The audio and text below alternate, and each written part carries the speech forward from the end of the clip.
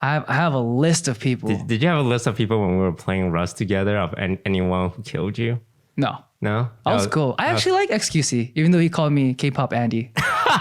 Hello, everyone. This is Jae and Toast, and today we have the 11th ever Offline TV podcast, and I'm joined by a very special guest. Yes.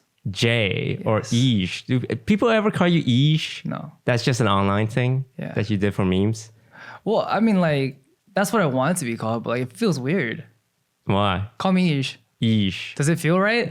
It doesn't sound like a word. Yeah, it doesn't feel right. So it was either eaJ or eaJ, but... Yeah. So we're joined by Jae, our very good friend from Korea. Whoa! K-pop boy band superstar. I'm home, LA. And he's back here in California. When I first met you, I didn't know. I thought K-pop people were all like manufactured in Korea from like a baby age. Oh, most of them are. But you... Yeah, there's very few specific ones that have been brought overseas to be remanufactured and re-brainwashed into the model that you see before you today. And where are you on that brainwashing process? I think I've unwashed myself mostly. Yeah, I went soul searching. And you came back to California this week to play in that Head in the Clouds concert. Yeah. How was that? That was fucking crazy, dude. There were so many people there. Oh, do you guys curse? Oh, yeah, we cursed a lot. But yeah, Head in the Clouds, amazing. Absolutely amazing. Sean, he's always been a homie. He's always been someone who's like, even before I released anything on my own, we just linked. We linked on social media, kind of like we did. And then Sean just said, yo, I dig Day 6's vibe. You guys are like a band. You guys feel like really authentic to me, which we're not, but it was cool. And then Sean's had my back since the beginning. And he's always just shown me love for all the projects that they have. And finally, it ended up with me being at Head in the Clouds, 6:30 main stage, second day. What the fucking awesome, dude. Yeah, it was this. We went to it, and it was this big music festival hosted by like 88 Rising. Yeah. And it was really packed. There was a lot of people. Broden was there. Broden, what'd you think? Where's your mic, Broden? It was awesome. My mic's here. Okay. Yeah, I'm here. What's up? The show was great. It was like, I kind of likened it to like a mini Coachella in a way of like, just the vibes were really nice there. Yeah, it just felt like a very like Asian centered, especially because these days there's like the movement, right? The movement. And I just felt like it was a good timing for a festival like that. And it felt really good being able to like represent the minority. You know what I mean? Like the Asian minority. You know what's funny? When you went up stage and you're talking to the audience, you talk to them like you're talking to Twitch chat. That's what you said, huh? Fuck you, dude. Really too, yeah. It's so casual. It's like, yo, what up, guys? I thought you were gonna say, hey, can I get a poggers or something at some point? But there's some people with like pogger sign, right? Dude, people brought Pog-Os. People brought Weird Eyes. Those are definitely from Dav's chat. Look, it was weird because I found myself just instinctively, I don't usually talk like that on stage. I'll usually like space it out and be like, this for the effect, right? And just like play your cards right because you're performing. You're not really like Twitch just chatting. It's very casual opposed to being on stage. But these motherfuckers brought Pogos and Weird Eyes, and I was just like, I literally said, I see Weird Eyes in the chat. And I heard that after I like rewatched the film, and I was like, oh shit.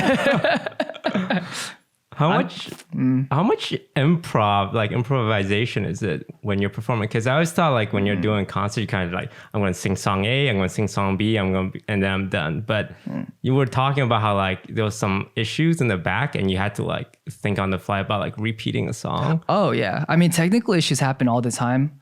What happened was my sound guys, Steven, so good. That guy's a legend. But my people were on good, but like I think there was a lot of staff in the back and people were like traversing back and forth, trying to get gear back and forth. And someone kicked one of the wires when I first came out. And the Pro Tools with all the like all the effects of the 808s and like the really like hard hitting drums, it connected straight into my next song and I needed that. And someone kicked the wire off my Pro Tools, so it stopped. So the band was improvising too. halfway through the first song, and I was just like improving too, and then I had to like do the segment where I was like, oh, I don't think you guys had enough energy. I knew they weren't gonna jump. Come on, let's be honest, dude. They don't know who I am. Like they're not gonna jump. But I was just like, oh, I'm gonna need some more energy than that. And then my Pro Tools guy was like, all right, let's go. And then he played it again, and then we went in.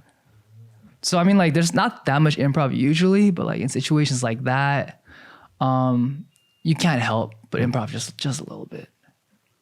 So what have you been doing since coming back? Here, asserting dominance. Yeah, this is like the fourth time you've been in our house. I'm pretty much taking over Lily's other room. Did you tell them about OTV 7th member? Yeah. No. You want to go ahead and tell them? Yeah. So hi guys, I'm OTV Jae, also known as DPR eaJ, also known as Sentinels eaJ, also known as TSM eaJ. If any other orgs want me, I mean. Oh, you're gonna be part of all those orgs. I'm kind of just org hopping. And what games are you gonna play for them? Among Us. Are you ready for Among Us 2? No, I'm not. No. I saw your tweet.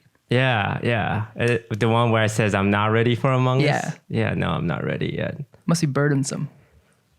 That's a big Atlas boulder on your shoulders to be carrying around. Yeah, it's a lot of pressure. It's like, oh, Among Us, the sky's toast. Yeah. It's like that expectation, because one of the fun part about Among Us was like there was no expectation of anyone, right? You were just playing a game. And I was like, oh, I can't wait to see what big brain IQ play Toast pulls off. Right. And it's hard because everyone played Among Us for so much. Yeah. I mean, there's only so many things you can do in Mafia after you've played it for 10,000 hours. Yeah, like it's all been done. But they expect content from you, brother.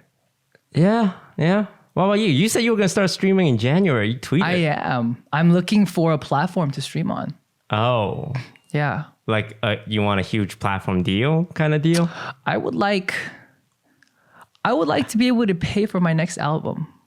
And I would like to put a down payment on my mortgage. And that's all I want. So what if Twitch comes to you and says, yeah, we'll give you the partner agreement? The very standard partner agreement. Or do you want something a little special? I'm trying to, I mean, like, I feel like I bring a lot to the table. Yeah. You know what I mean? Like, I feel like I bring a lot to the table because, like, Twitch is really inclined these days, as you can see, always on the front page. Who is it? Musicians, right? True. I was on your stream. I was on Head in the Clouds, like, you know what I mean? Like, Right, I feel like we could work something out. You know what I mean? Like, but this is like on the down low between you and me, right?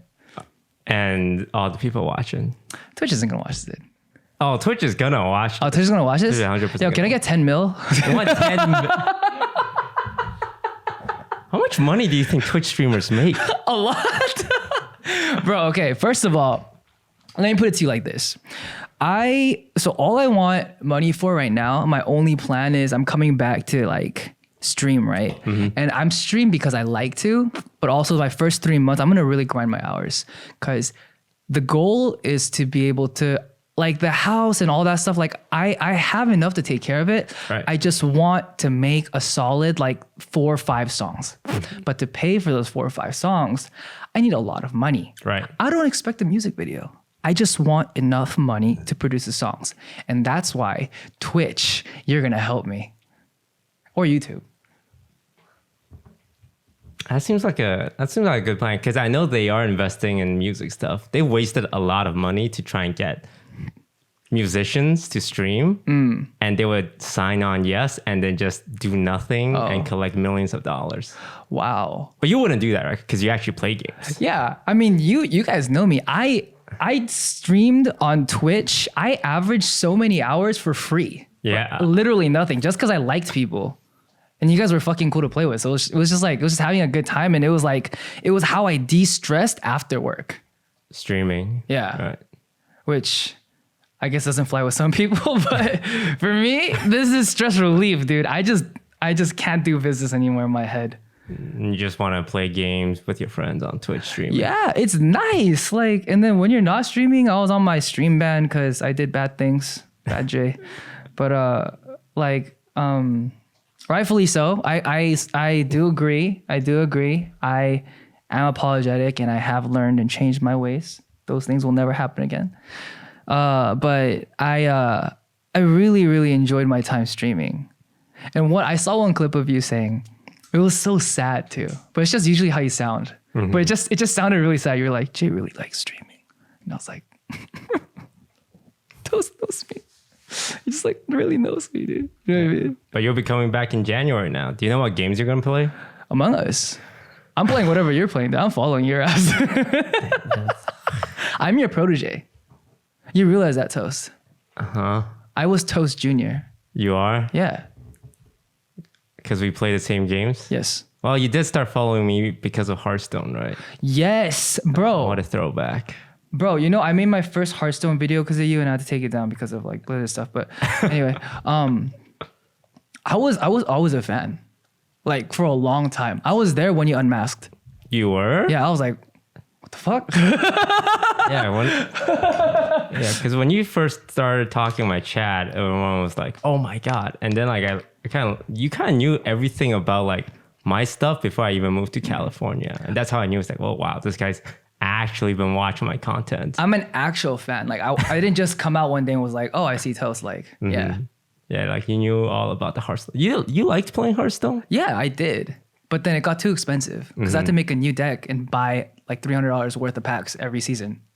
And I just got really over that because I had no money. Yeah. Let's tell the story about how we first met. You were typing in my Twitch chat. Was I in your Twitch chat? You were in my Twitch chat. Okay. I thought I DM'd you on Twitter. I think I sort of got you were in my Twitch chat first, Okay. and then the DMs happened.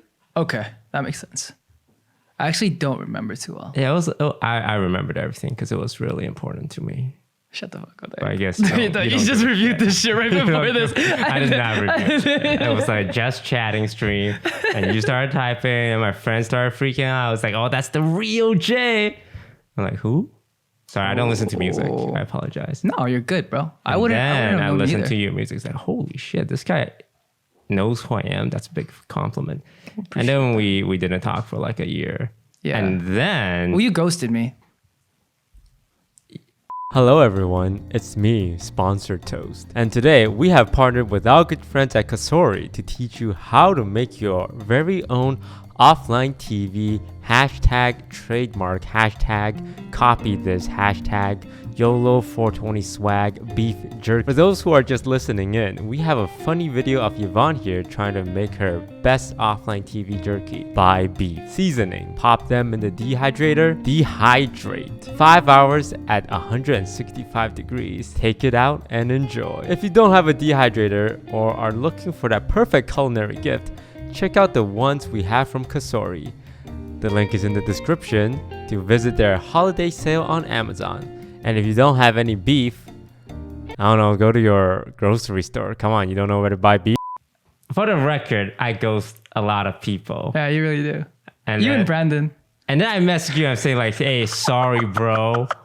I didn't mean to ghost you. A lot of things came up, but Like just 2 know years later. I heard about this because you were telling people, like your K-pop friends, that I ghosted you, and then I heard through the grapevines that Jay thinks Toast ghosted him. So then I sent you a message saying like, "Yo, you know, Yeah, newsflash, Toast asshole, bro. Like super arrogant, doesn't go, just ghosts everybody, doesn't respond. no, it's just- because I most people wouldn't ghost a famous K-pop singer. I wasn't that famous though. You are pretty famous. Okay, here's my thing though. Uh-huh. I think people who know me, but people who don't know me, which sounds really stupid. Like, listen. Yeah, that. I know it sounds dumb as fuck, but listen. Like, I remember YouTubers. They're like Asian creators. They're pretty poppin'. They play basketball. It's two of them. Can't put my name Is on this a it. good story or a bad story? It's a bad story. Okay, and you want to name these two individuals that play basketball? I really do.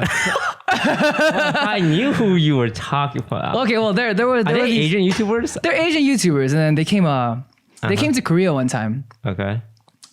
This is gonna be bad, Toast. This is gonna be pretty bad. All right, let's go into it. Okay, so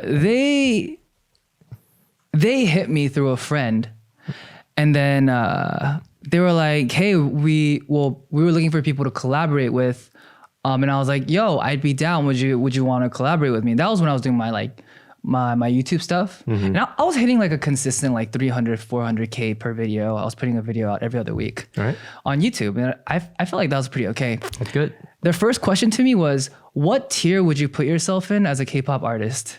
A, B, C, or D? And I was like, that's where I got the question. Am I really like, because people think you're famous, but like, where do I really stand on that list? And that's why it segues back to this conversation. And I said B. Right. And they never hit me back. Now, do you think that's because you put yourself in B?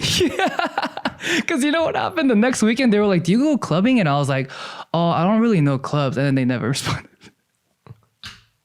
And they good guys, man. Good guys. They just ghosted you. Yeah, good guys. So do you have like a thing with that? Like, oh, people ghosting you when they feel like you're not famous enough? Nah. I used to have a chip on my shoulder, but I just realized that I'm just being petty. I am petty and I'm super bitter about a lot of things, but you can't live life like that anymore. Like I'm 30 now and it's just too much pain. I don't have the emotional baggage to be able to be like sad about this, angry about this, frustrated about that anymore. I kind of just have to like, okay, that's cool. But I do have a list of people that I'm going to get back at. As soon as January hits, the tea is going to be boiling. You got a list of people? I have a list of people. Did you have a list of people when we were playing Rust together of anyone who killed you?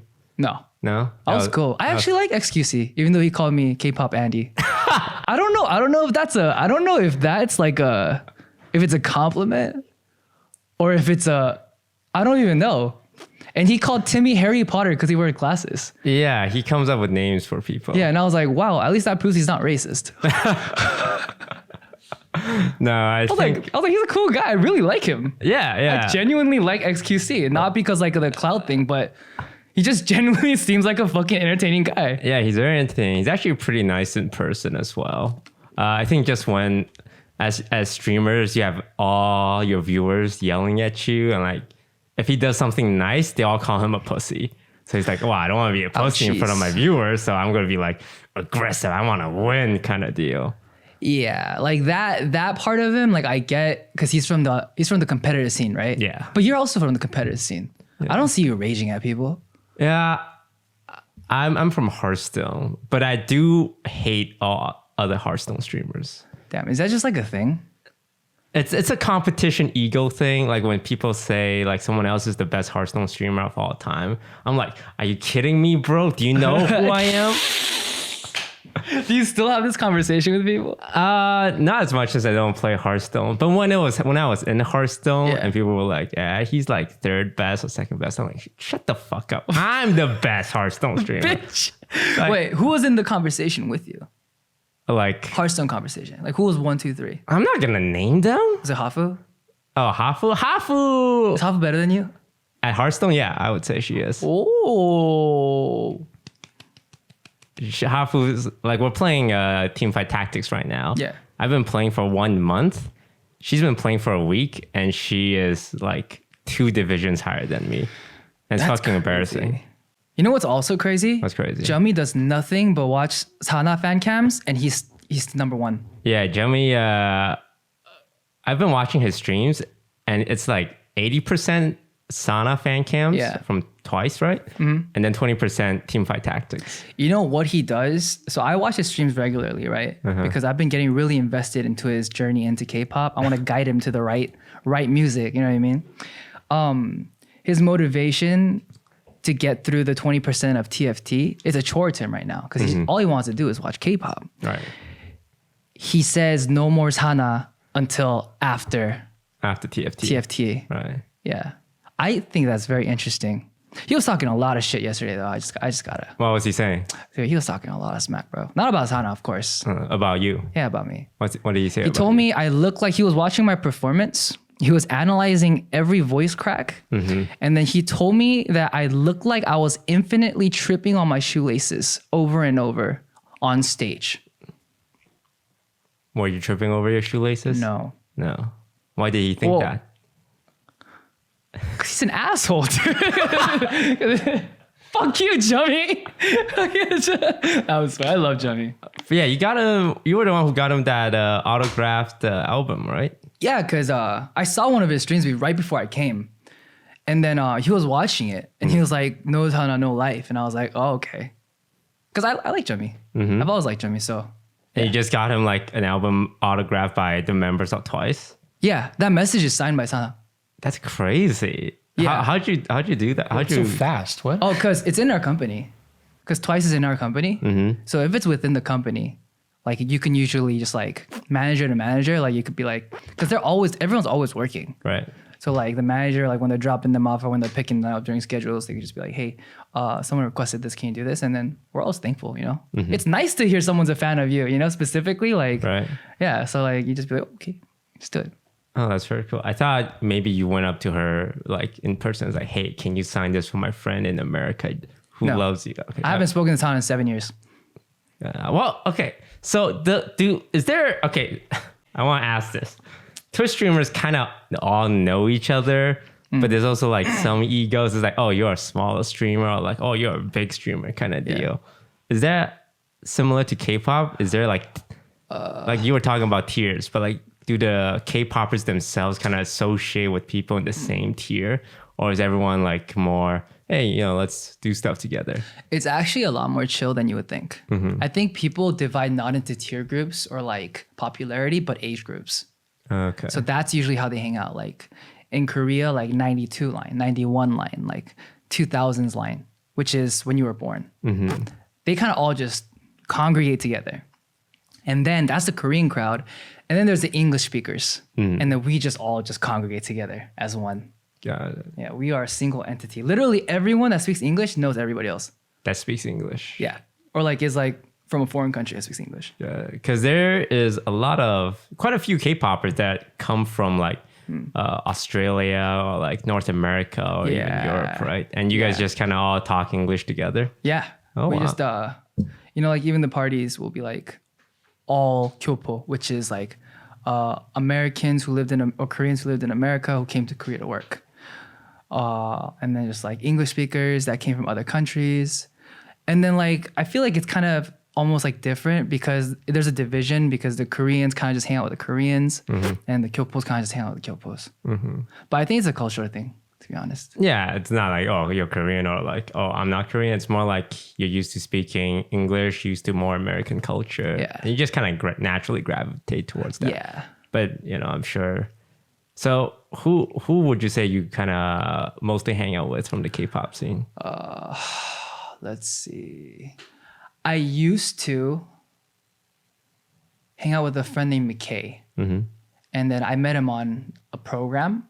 And he was a really good friend until he went to Indonesia. And then I used to hang out with Bernard. I used to play basketball with Bernard all the time. And then he had his duties. He had to go to the army and stuff.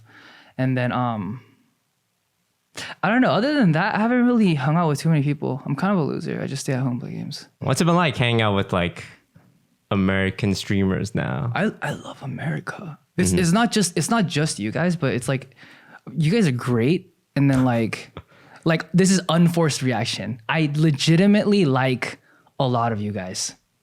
Most of you guys. I will not say all because I'm pretty honest.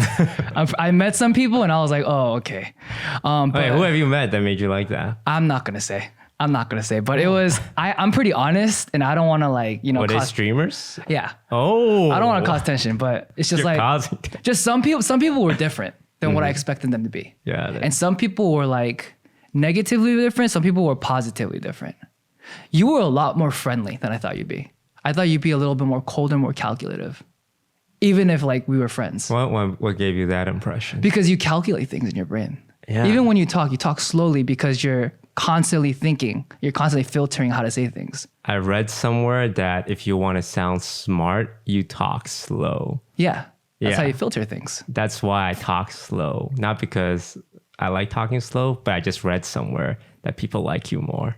And that's it. I'm not usually thinking. So it's a choice. It's a choice to talk. Also, I used to like talk really fast and mumble a lot, and people made fun of me in high school. And ever since then, I'm like very slow with my words.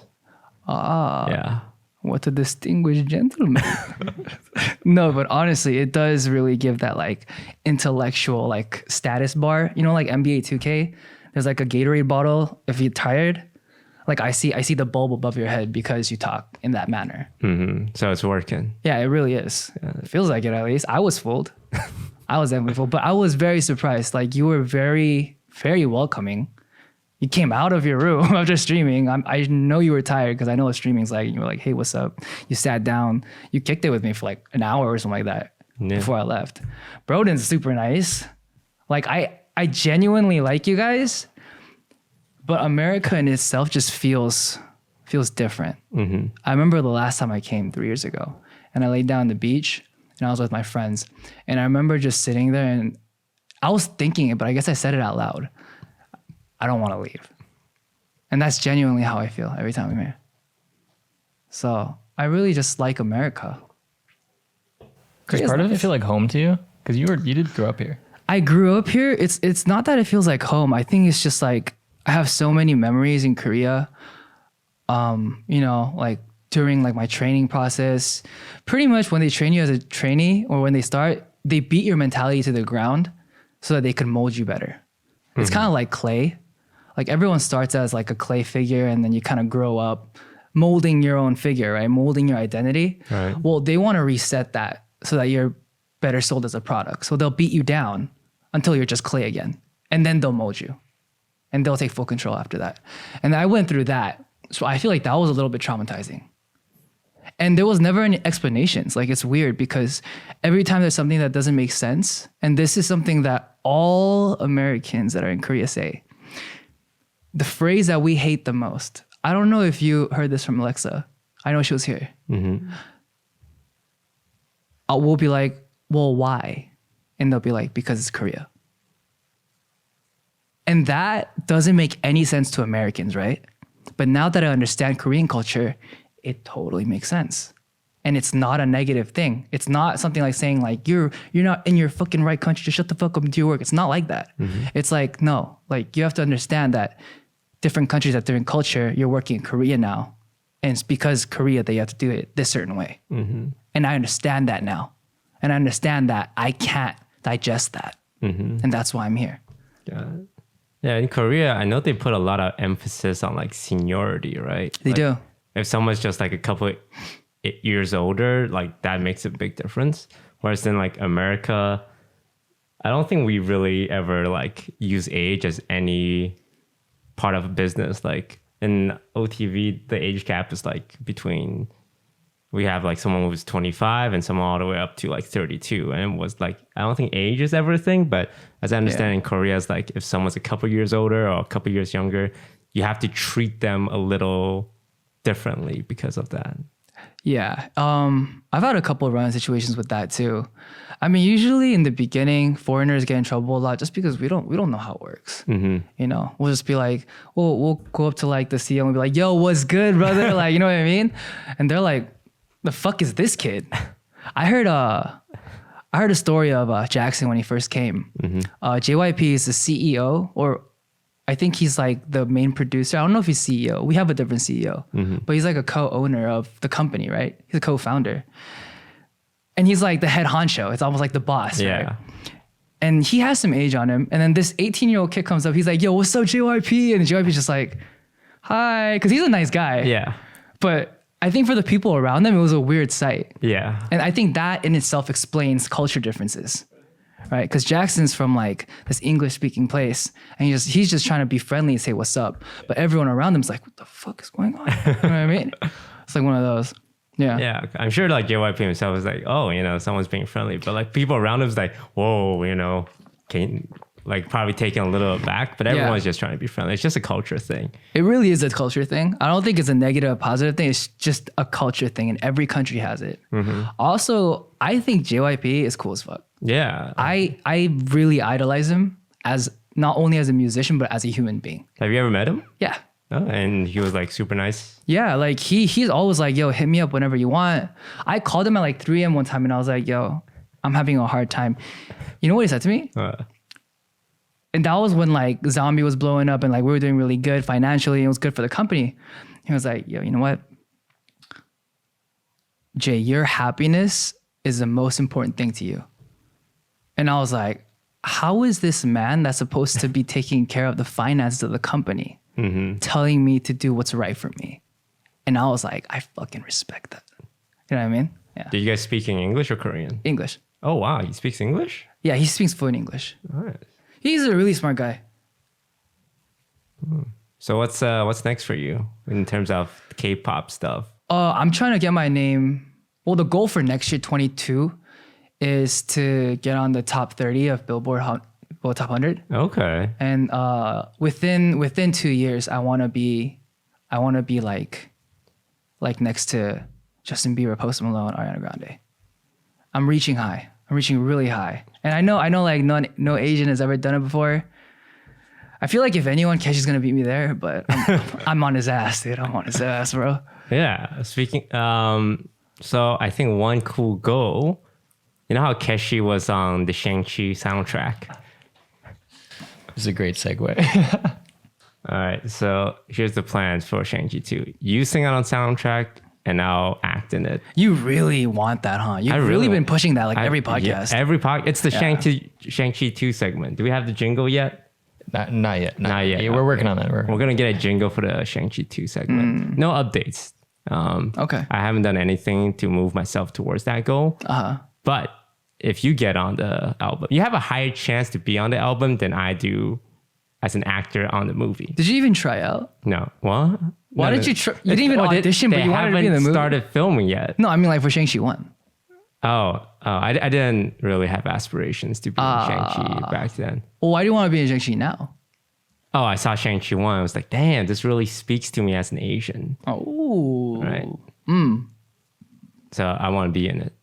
Okay, so that was a PR reason. What's the real reason you want to be in Shang-Chi?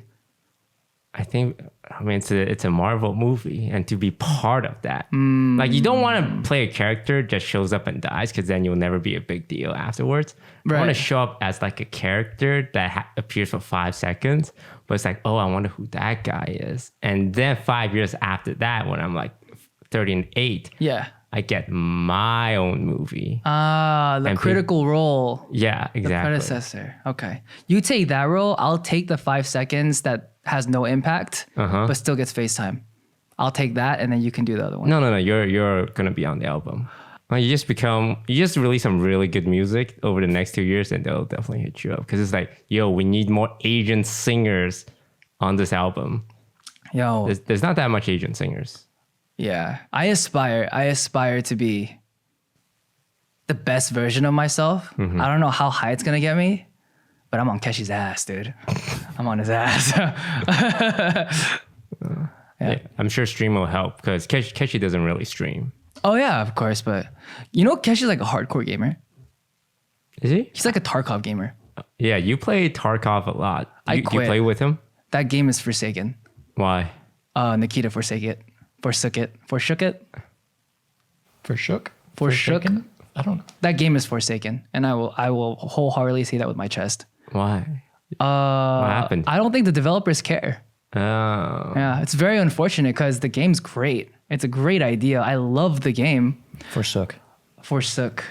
It's forsook? Yeah. I've never heard that in my life, dude. That's some SAT shit I'm never going to use again. But the game is so great. There's so many content creators that are good at the game and love the game, but it's literally just unplayable. It seems like a game you will like because you like griefing people, is what I realize. Because you can take everything they own and they work for. Yeah, you enjoy that, don't you? I do. I'm a very cynical person. So every game I play, I don't play single player games because I don't find satisfaction in it. I need to be better than someone else. Yeah, you go to a multiplayer and you just like stalk people and kill them and take all the stuff they've been working for the last hour. Yeah. I think you're talking about me when I got hit with the asteroid. Oh, in Minecraft? Yeah, and the time that Sykunno killed me for no reason, just out in the open. You remember out in the wild. On my roof, yes. Yeah. I remember this. Yeah, you remember? Yeah, I have a list. Remember guys? And I have a list. And the asteroid's on there. Oh yeah, the asteroid. I'm beating the asteroid's ass. For sure. Sykunno killed me. Yeah, we'll see Sykunno. So yeah, it was the same in Rust. You just seem like you really enjoy like those hardcore games. Okay. Let's talk about Rust real quick. I felt bad. At that point, I didn't even know what griefing was. I didn't know what that meant. I didn't know what RDM, random deathmatch. That's the term, right? Right. I didn't even know what that was. I just thought everyone was fucking around, having a good time. I shot a rocket. I am sorry. I legitimately apologize if I tilted people. I felt really fucking bad. So what the situation was we were breaking XQC out of jail. Sykunno was yelling through the closed door, Jae, oh my Jesus, bring the explosives. And I brought all the explosives. I busted open the door. We got XQC out. XQC ended up taking over the base. And at the end of all that, I had one rocket left. So I was like, fuck it. And there was a bunch of people singing in the middle. I was just like, all right. And I just shot it. And I laughed and I logged off. I didn't think much of it. Right. I was like, that was great. I'll log out. And then all of a sudden, on LSF, which I found for the first time that day through Twitter, they were like, this guy is a fucking bitch. Asshole motherfucker. And I was like, wait, what did I do? And it turns out I was an asshole. And I didn't know that, but now I do. So I'm not doing it anymore. Honestly, with LSF, it's pretty much like when you do something one of their favorite streamers don't like, they kind of like talk shit. But then after 1 week, they just forget about it. Really? Because they didn't really say anything when I owned XQC in his group with Timmy. 2v6 for like an hour. Well, they don't talk about stuff that makes their stream look bad. They were pretty mad. It was fun. Yeah. Good times. Good times, right? Good times. All right. Next up, we have, do you know we do viewer questions here? Oh. That's one of our segments on the podcast. I don't think I've watched any of the podcasts all the way through. Great, thanks for that. I appreciate that. I just did Thank my you like so much. studying. Yeah. Thank you so much for saying that. Of course. Of course. Well, we got 2 questions this week. Lion Blaze 77. Have you ever lost passion for the activities you do in a day-to-day life? And how do you find that passion again? Lately, I've been struggling with passion and I'm curious about your thoughts. You ever lose passion for something because you do it so much? Yeah. Like what? Performing. You lose passion for that? Yep. But I thought performing like on stage or just performing in general? Performing on stage with my group. It was burdensome. Because it was like a lot of traveling, a lot of... None of that. It was just the fact that I had to perform with the team and I had to be on timing. Because a band, if one instrument goes out, Right. everyone's fucked. I'm lead guitar. So I'm hitting all the... If I go out, we're all fucked. Because the whole auditorium is going to hear it. That was very burdensome. That's why I felt so free on stage at Head in the Clouds. Because all I was doing was, just the whole time. Like, it just felt so good and freeing. Yeah. How much of it was your responsibility? Like when it came to the instruments, like were you responsible? Yeah. All of like Yeah, you don't all have of like it. people helping you or like following you around doing all this stuff? Oh yeah, of course. We have techs that'll like press the switchboards for us. Right. Because usually when you play guitar, you have like effectors, right? Yeah. And they're like little pedal boards, and we do them analog. So analog means like they're like wired. It's not electronic because people have like. It's hard to explain. Basically, what you have to do as a guitarist is play DDR while you're doing guitar. And I'm kind of singing at the same time. And I did that for a year and I was losing my mind because I was like, I became a zombie, like while like doing DDR. Right. Trying to switch off like 3 different effectors at once. And we couldn't do that anymore. So we eventually ended up hiring tech to help us. And that made things a lot easier for sure. But still burdensome. Like it's hard. It's hard to sing like on upbeat when you're playing on downbeat and then like you're trying to run a line and a lick while you're singing and it's just like I didn't want to let the boys down, you know? Because they're the boys. Like everyone works their ass off to get there and you don't want to be the one that's fucking it up for everybody. So that was a huge burden. Yeah, it sounds very stressful. Yeah. To like have to do both at the same time and have like so many people rely on you for not screwing up because then you affect the whole thing, right? Yeah, and like I think that was a little bit of a stress thing for sure. And in the clouds, I fucked up a lot, but I was just like, "This is me. I don't care. I'm stupid. Who cares?" Like, you know what I mean? It's just like one of those. So you kind of found like more passion in doing stuff like that now. I wouldn't say I found more passion. I think I became relaxed enough to feel the passion again. It's always been there, but it just kind of went cold for a while. Yeah. Surprise, it's me, Sponsored Toast, here to tell you that Kasori has a great variety of quality household appliances that we use here at OfflineTV. This time we'll be using their air fryer to share how we reheat and revive some old french fries to be as fresh as they were when I first got them. Find some old french fries, put them in the air fryer, heat it up. 6 minutes at 350 degrees should do. Enjoy. Now if you don't have an air fryer, you can check out the description for the Kasori one we use. Super helpful for reheating any leftover food and is also on sale. Alright then, back to the podcast. I think I'm similar with like streaming games. At the very beginning, it's like, it's really cool. Yeah. It's like, oh my God, like people are watching me perform and I'm just playing a game and this is awesome. And then after a while, it's like, people expect you to stream every single day on time for like 5 hours playing a very peculiar game. It's like, oh, what if I want to play on a League of Legends? They're like, no, we want Hearthstone. And if you play League, I'm going to leave. And then you watch your viewership go down to like 10% of what it should be. And it's like, oh, really? yeah, it's like, I'm not, this feels so bad, right? And at some point you just kind of, either you just lose passion for it and you keep streaming Hearthstone to maintain your relevancy, or you just say, fuck it, I don't care about my viewer count. I'm just going to do what makes me happy. But then the viewer count is so low that you can't be happy. So you just go back to playing Hearthstone for a while. I'm going to say this. I can't imagine the stress that you guys have as professional streamers with the viewer count, because I wasn't even making money and I was getting stressed out with the viewer count. And it had no relevance to anything in my life. So I can't imagine how stressful it is that seeing that number drop, in your mind, you're equating, oh, my income's dropping. That must be fucking stressful, dude. Yeah, some streamers leave their viewer count off because of that, but a lot of them leave it on to like try and figure out what's going wrong. It's like, oh, my viewer is dropping. Am I not playing the right game? Am I not being funny enough? I used to have it on, but every time it would go down by like 1,000, I just start getting in my own head. It's like, I need to be funnier. I need to say louder things or do something. Yeah. But that kind of makes things worse, because then you stop being like genuine. You're kind of like forcing things. Yeah. And then more people leave and it's like this really negative spiral.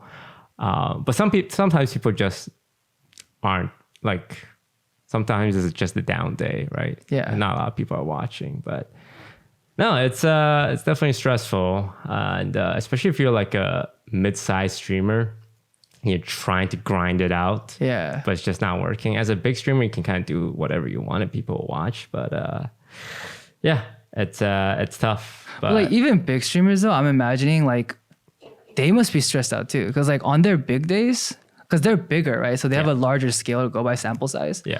On their off days, they must go from like 30 to like 15K. How would you feel? You lost 15,000 viewers, dude. Yeah, we don't really think about it, but to a lot of people, 15,000 is still like so much. But for the big streamer, it's like half of it. Yeah. Like we don't really think, oh, he has half viewership. It's like, oh, wow, 15K. But as the big streamer, it's like, I just lost half my viewers. And you lose your mind, yeah. Yeah, it's like, do I need to go back to playing the game I was playing? What was I doing that was getting 30,000 viewers? Do I need to do big collabs? And it's this constant environment and culture of like, big collabs, like big lobbies. And that's why I kind of shy away from Among Us these days. Because like with Among Us, a lot of people feel like to make it poppin', you have to invite big streamers, famous celebrities. Yeah. And it's just a lot of pressure because people expect each lobby to be such bangers. And it's kind of forcing people to behave a certain way. And that kind of drove me away from playing the game. It's like, it wasn't the game that it was when we first started playing. Yeah. Where it's just like, hey, let's just have fun with friends. Like when you joined, I was still really chill. Yeah, it was like just fun lobbies with random new people every time. Yeah. And then like we did that thing where you like intro yourself in front of everyone and we just had a good time. But nowadays, like the lobbies are so different. Are they like sweatier or like what's the difference? No, they're not. I would say the opposite, because everyone plays the game at such a high level now that it's hard to sweat. And it's mostly just people trying to make content. I was like, trolling around. A lot of trolling around. Because it's just hard to play the game like at a higher level now because everyone's at that level. So you go to trolling, Yeah. but then that kind of ruins the game of Among Us. Yeah, like Mafia, because like the whole point is that everyone's playing their best. But when like good guys are acting like bad guys are acting like good guys, it's not really about the game. It's more about the content.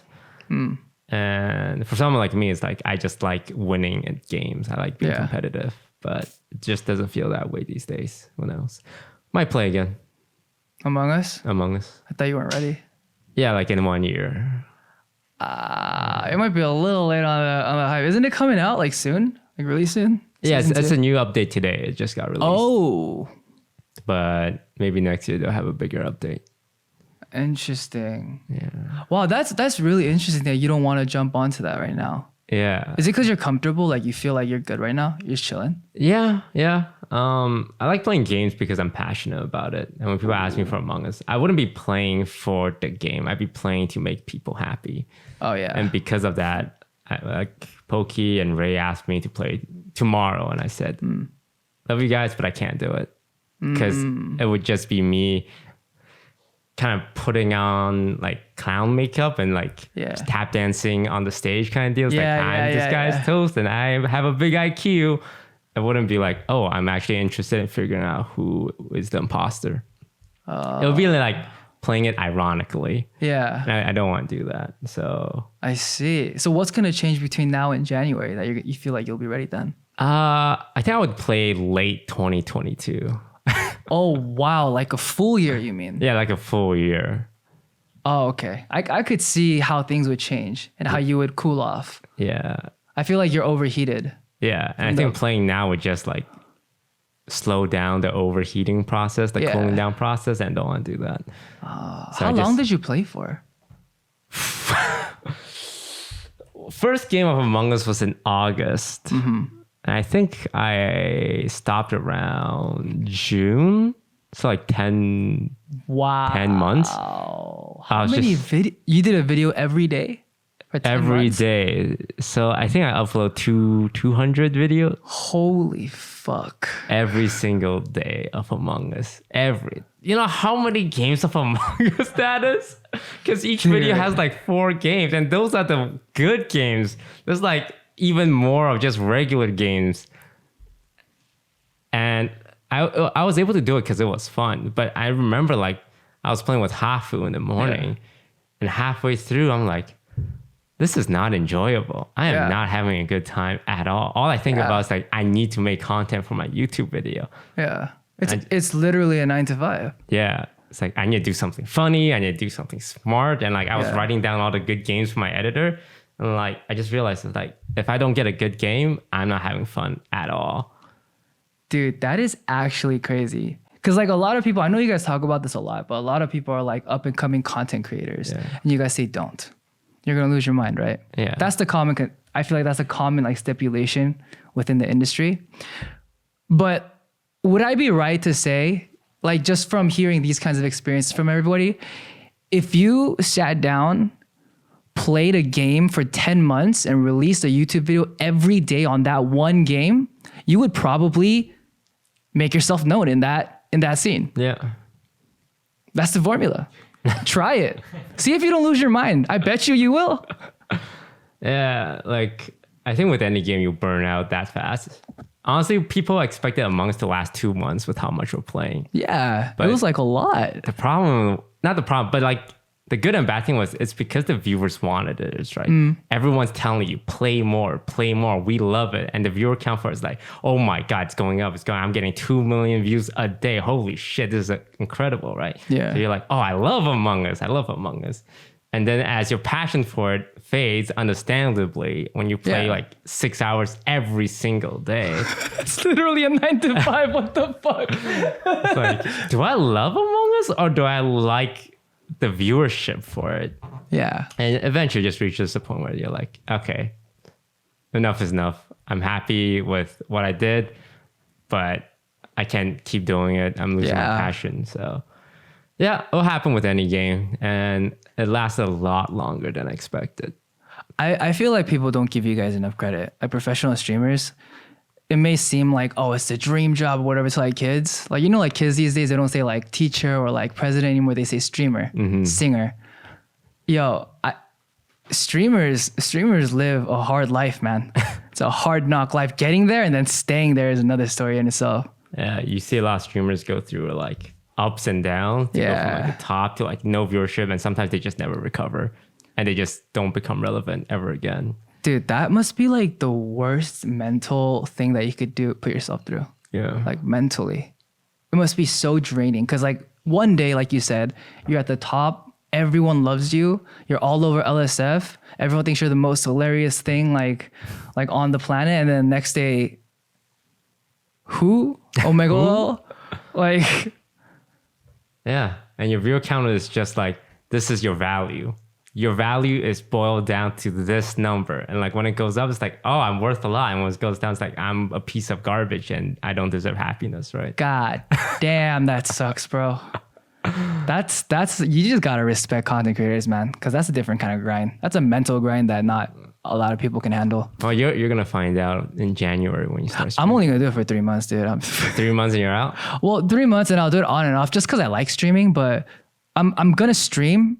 And I literally told everyone that is talking to me about like orgs or like platforms. Like I told them I'm streaming and I'm gonna make this very apparent to generate revenue for an album because I'm broke, and that's it.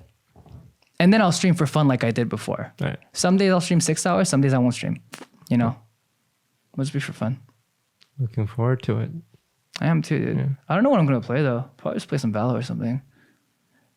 Jun said he's better than me at Valo. I don't think so. Shut the fuck up. Don't say it. I know it's not. Don't say it. Just don't say it. Let me have this. Well, we'll find out in January. Yeah. So to answer your question,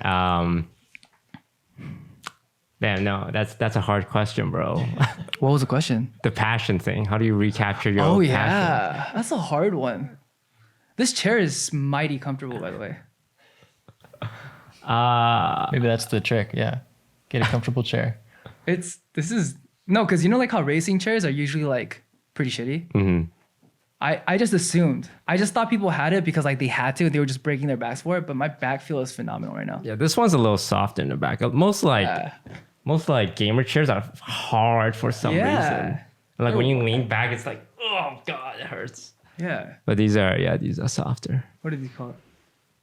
Secret Lab. Hit me up. Have you been canceled yet?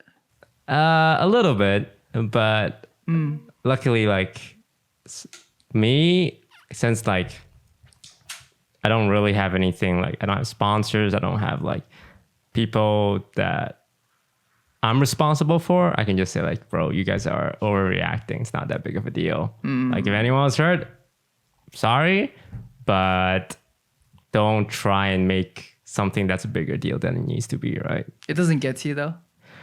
A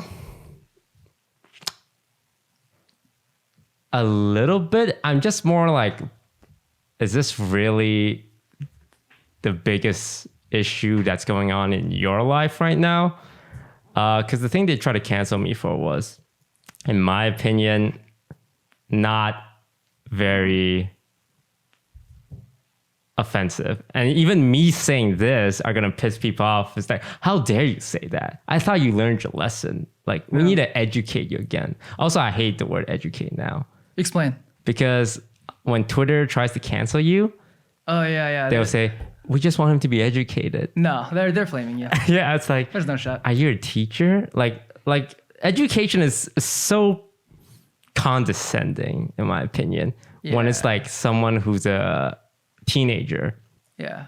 Like, it's not just an age thing. Like, I can learn things from people younger than me, but when a teenager comes up to you on like Twitter of all places, like, hey, big famous streamer, I'm here to educate you on a topic that you're not aware of, unprompted. Yeah. And they expect me to just sit there. It's like, hey, yes, go ahead. Tell me everything that I don't know. I would love to hear it. It's just like, no one's going to have a positive response to that. And I'm a pretty open-minded person. Like when someone says, hey, I just want you to know, like you said this thing that hurt my feelings. Like, I can appreciate that. It's like, yeah, I'm really sorry about that. But when you open up, it's like, hey, you need an education and I'm here to educate you. Then it's like, I don't like. I see where you're coming from. Yeah. I understand where you're saying it's condescending. Yeah. And I could see it that way too, but maybe I'm just like still a little like in the K-pop mindset of like I'm trash and I don't know anything yet.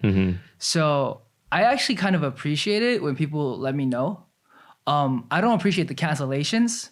I appreciate the people who genuinely come and they're like, hey, really big fan, love your music. But you know, I have this and this, and I just wanted you to know that this made me feel a certain way. Yeah. That makes me feel really bad. And I genuinely want to learn and I dig into it.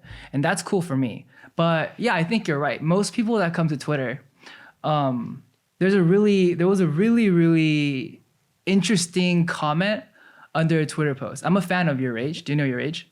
No. He's a really funny YouTuber / like reacting like Twitch streamer. Okay. And a comment under one of his tweets was, Twitter people aren't real.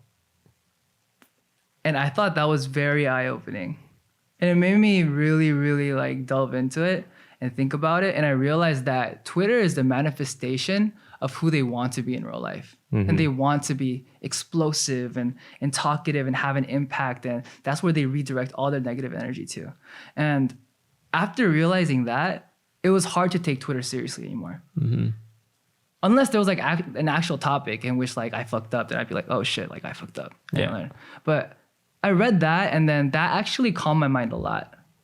Because I was like, damn, you're right. These people would never do this in real life. Yeah. They would never be able to say this in real life because you know what? They're not Jesus. They wrong too. These are wrong. Yeah. It's such a weird thing that they will go on a social media platform to just yell at the world. It's like, this thing made me unhappy and I need everyone to know. And like everyone needs to like work around me kind of deal. Yeah. And it's like, you're not that important, but you want to feel important. You want to feel like you're making an impact on someone famous to feel like you're important.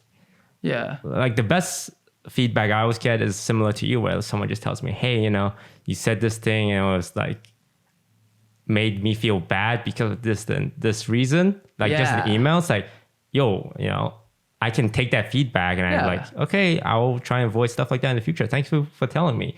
But when it's on Twitter, sometimes it does feel like people just want to be angry about something. Just want to roast you, dude. Yeah. But they will always say, oh, it's because we want you to be educated. We just want you to be better. It's like, if you really want that, then you can just tell me in a constructive manner. If you just come off the gate saying like, you're sexist, you're racist, it's like, then we can't have a conversation. Oh, if K-pop kids don't like you, you automatically become a misogynist, racist, sexist, everything you can think of.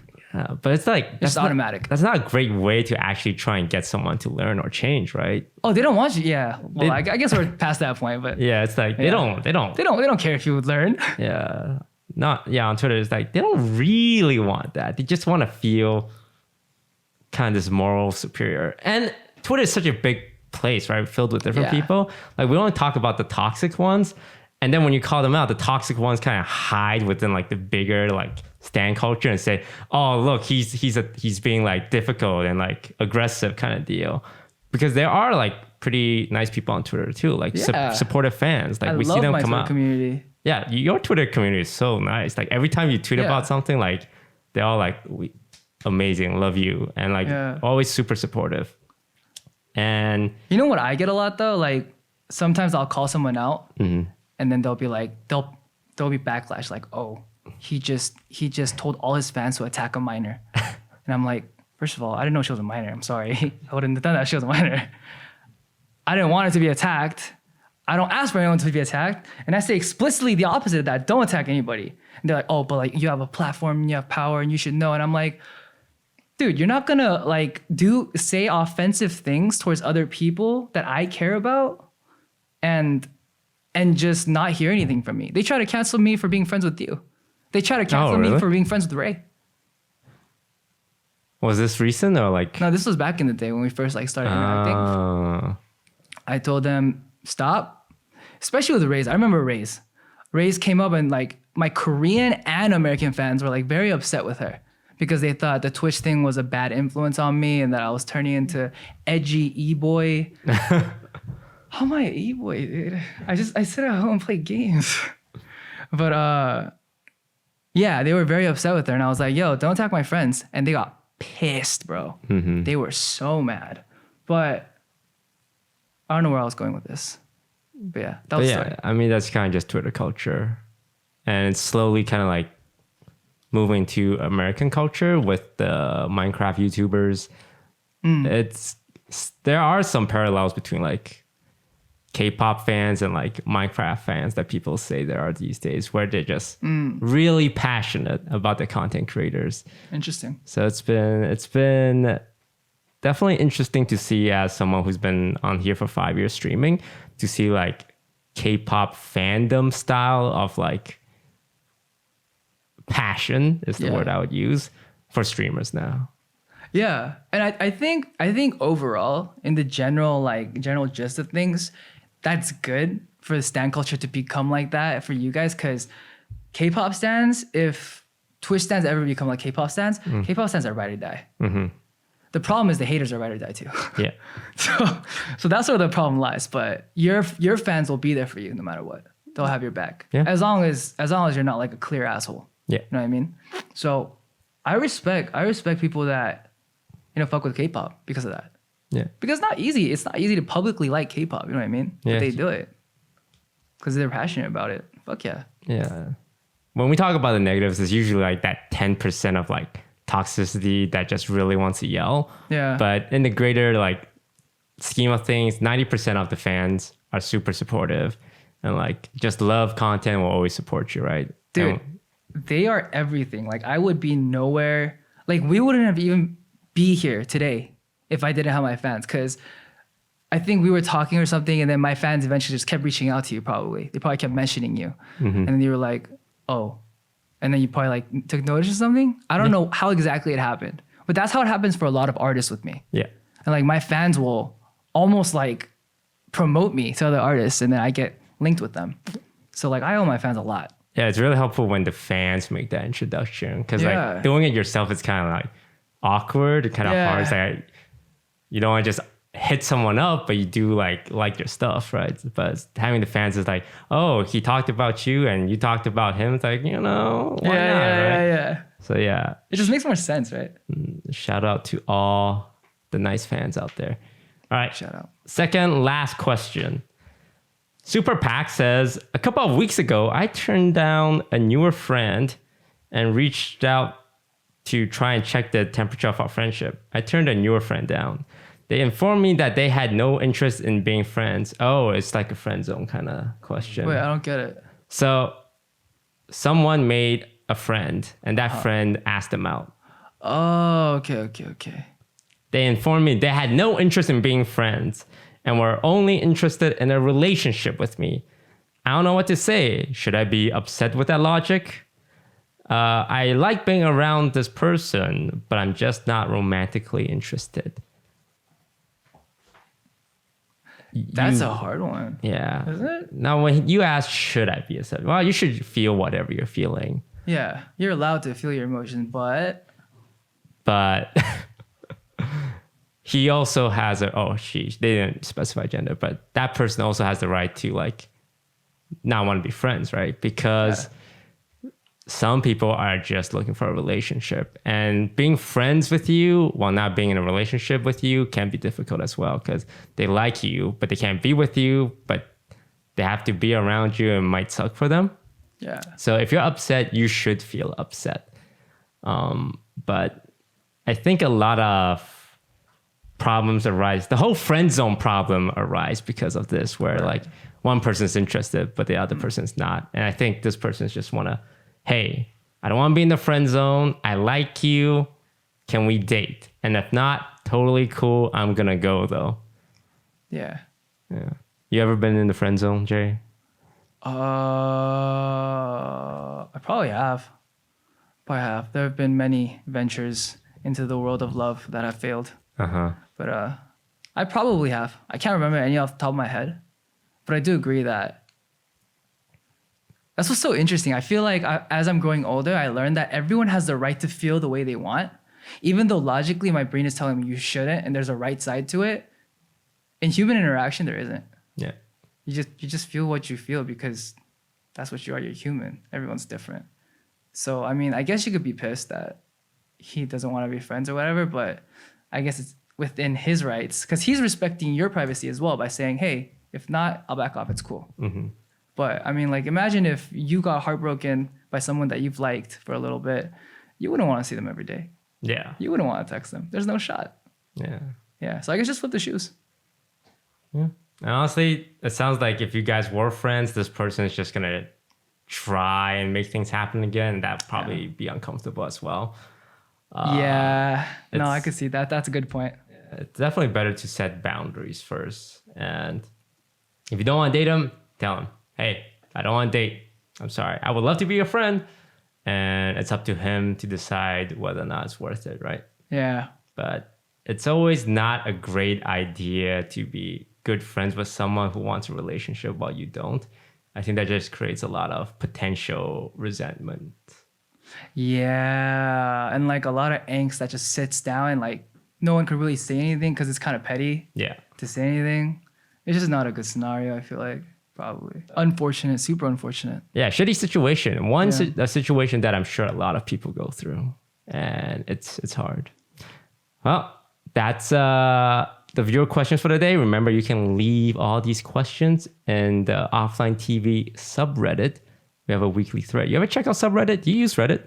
A little bit. Okay. You ever pop by our subreddit? No, I just check my name to see if I've done anything wrong the day of. Yeah, it's pretty anxiety inducing. But it's also nice to have a place. It's like, if I fuck up, I'm going to find out through the Reddit somehow. I really wish it didn't exist. But that's going to do it for today. Thank you all so much for watching. And thank you, Jae. Thanks for having me. Yeah, this was a lot of fun. That was a good conversation. It felt like 10 minutes with you. Damn. Coming on to me, bro? We'll be back next week with a new guest. Thank you all so much for watching, and we'll see you guys next time. And you can find Jae on Twitch. Yeah, in a couple of months. Yeah. Is it just eaJ? Yeah, what's the classic music? Yeah, I used to, eaJ Park Official at Twitch. was eaJ Park taken? Yeah. Would you want that if you could? I would, but I don't think I'm gonna get it. Oh, don't worry. Someone has it. I'm sure we can ask some questions Oh, yeah? on Twitch. Yeah, we know people. And we'll see you guys next week. Bye bye.